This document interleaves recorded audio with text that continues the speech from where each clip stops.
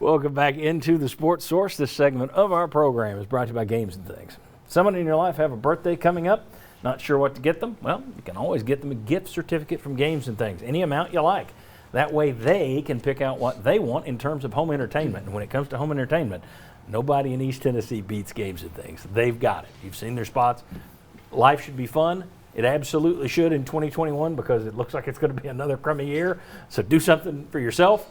Turn your home into an entertainment center. Games and Things is the place to go. All right, let's welcome in Mark Pancratz, former Division I basketball player, former assistant coach under Bruce Pearl and Conzo Martin at the University of Tennessee. Mark, thanks for joining us. Thanks for having me. All right, Tennessee gets the win yesterday against Vanderbilt, 81-61. Rick Barnes, that was win number 719, I think, for him. Moves him into a tie for the 20th best record in most wins in college basketball history. More remarkable stat, they've now played 11 games. They're 10-1, played 11 games, and they still have not had an opposing player score 20 on them. That's how good their defense has been. Your thoughts on what you saw yesterday as Tennessee dispatched Vanderbilt?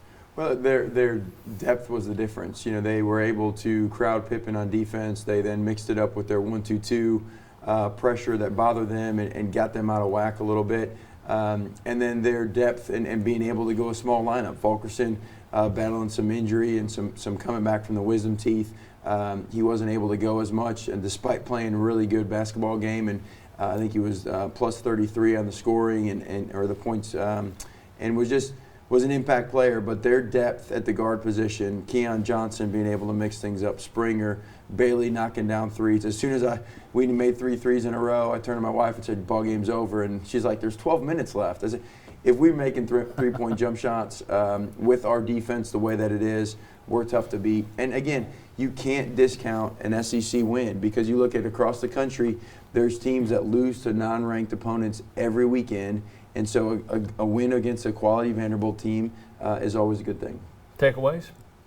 Well, Vanderbilt lost by only 3 to Kentucky and by 3 to Mississippi State, so they were a bit of a dangerous team.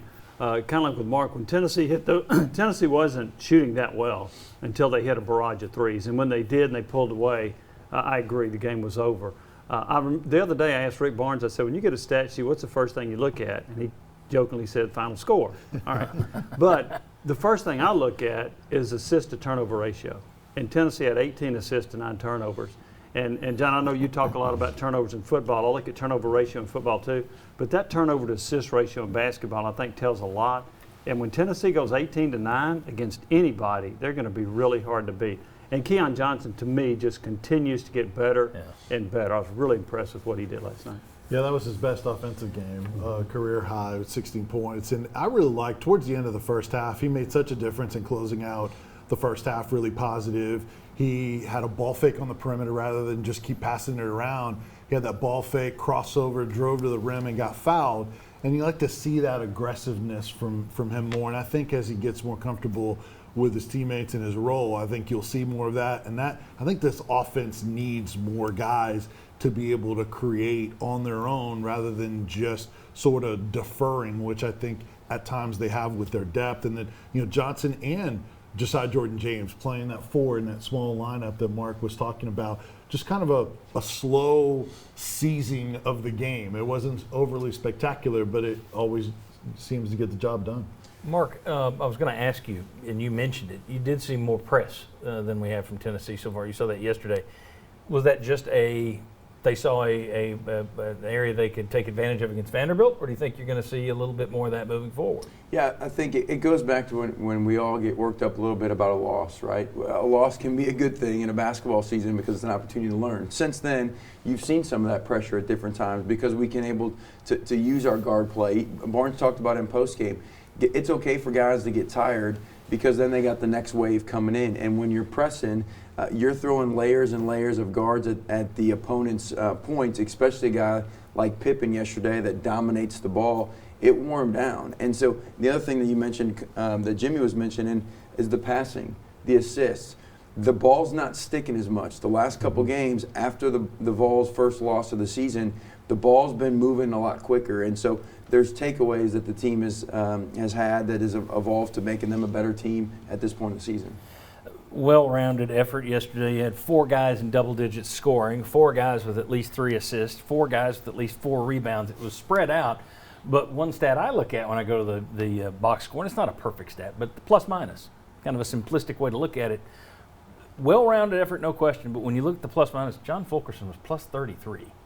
It just continues to show, and this is a guy who, when he got here, I would have never dreamed, yeah, he's going to be the heart of the team for 2 straight years. And when you see those kind of numbers, plus 33, it really is the John. I mean, if you took him out, I think the team would have some serious problems. And I don't know when Fulkerson arrived if anybody said, man, that guy someday is going to be the key to the whole thing.